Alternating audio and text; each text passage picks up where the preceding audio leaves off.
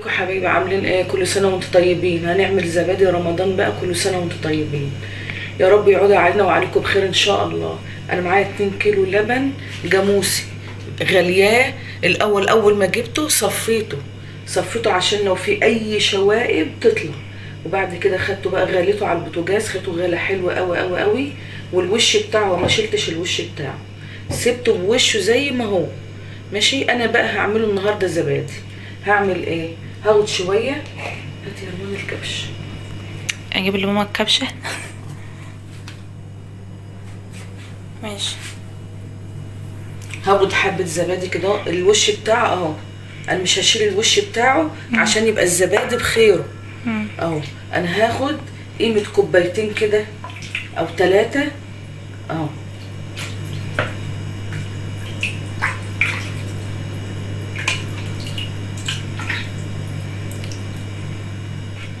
عشان هما 2 كيلو، كل كيلو بياخد علبة زبادي من دي. لو كيلو واحد هياخد علبة واحدة، الاتنين هياخدوا علبتين. ده يعتبر الخميرة بتاعة الزبادي. خلاص ماشي. انا هشيل العلبتين اهوت، هحطهم في اللبن ده اهو. اهو هفضيهم. يعني ايه الخميره بتاعت الزبادي يا ماما؟ دي اللي هتخليه يروب. هيروب معاكي بسرعه. انا قبل ما احط الزبادي انا مولعت البوتاجاز وقمت طفياه. ليه؟ انا ما رضيتش احط. انا ممكن احطه في طبق بلاستيك واحط فيه ميه سخنه واقوم مغطياه، وش الزبادي هيعرق، مش هيديني نتيجه حلوه. ممكن احطه في علبه واقوم قافلاه. انا كده عقمت البوتاجاز كده، يبقى يعتبر عقمت الحته اللي انا هحطها فيه. انت بقى كده هيتخمر ويبقى زبادي معاكي نضيف. البوتاجاز احسن من العلبه او احسن من اي حاجه احط فيها ايه الزبادي بس بتاعي. الكلام ده اما نيجي نحطه في الطاجن في الفرن يعني.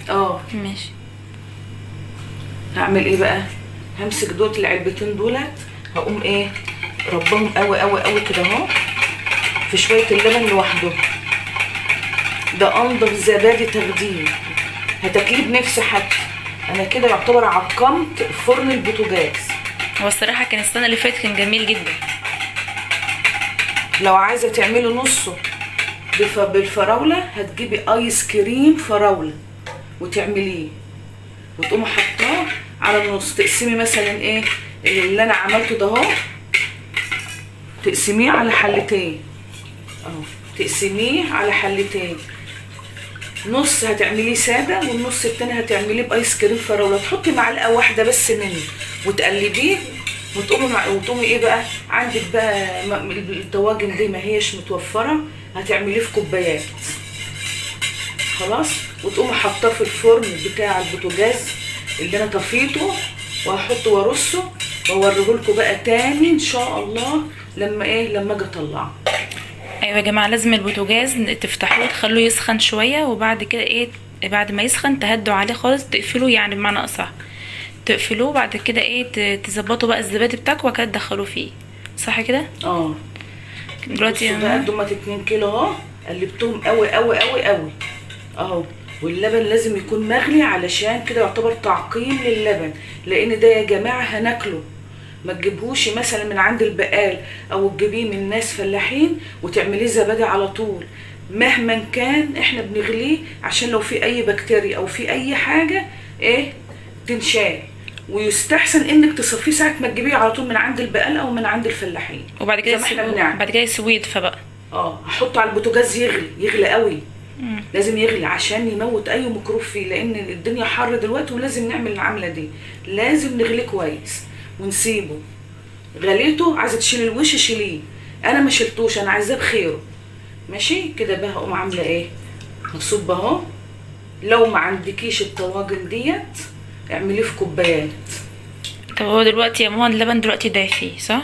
يعني احنا دافي. يعني احنا هو سخن. يعني احنا دلوقتي بعد ما سخناه سيبناه يدفى. انا بعد ما غليته سبته يدفى. ما اعملوش وهو سخن. يعني سيبوه يدفي يعني يا جماعه واشتغلوا فيه. زي العين كده هتحطي ايديكي مثلا فيه، بتطيقيه ان انت تحطي ايديكي فيه كده زبادي نضيف وتاكليه وانت مطمنه. بس يا جماعه لازم اللبن ينغلى كويس، لان ده اكل صح كده تمام. انا بقى هخلصه تعبيه كده. طبعا اللي ما عندهاش بقى طواجن تحطه في كوبايات. تحط في كوبايات. مفيش مشكله يعني عادي. هنخلص بقيه الكميه ونجيلكم. 2 كيلو عملنا كميه حلوه ما شاء الله، كميه كبيره اهي. دلوقتي انا الفرن يعني كنت مولعاه وطفيته مش بشغله وهو في الفرن، لازم اطفيه. سخنت الفرن وقمت طفياه. دلوقتي بقى انا هحط الكميه ديت في الفرن، وان شاء الله اما يجمد هوريه لكم باذن يعني بيقعد الله. قد ايه يجمد؟ انا عملته دلوقتي بالليل. تاني يوم الظهر كده هوريه لهم باذن الله.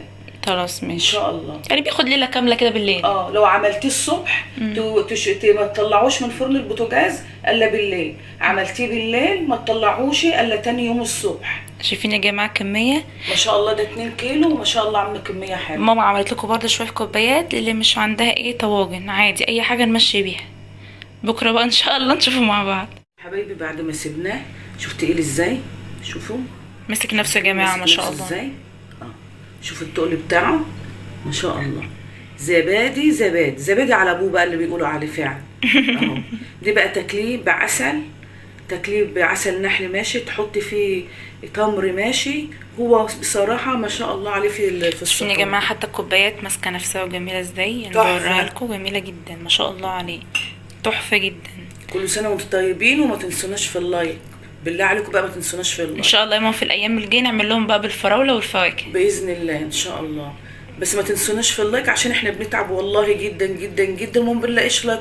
يعني احنا ما بنلاقيش الحصيله بتاعت تعبنا بصراحه. فعلا والله انا بتعب كتير جدا. يلا بقى يا جماعه كده خلاص الفيديو بتاعنا خلاص. ماما بقى تقعد ايه تاكل الطبق كله الطاجن كله، عجبها جدا.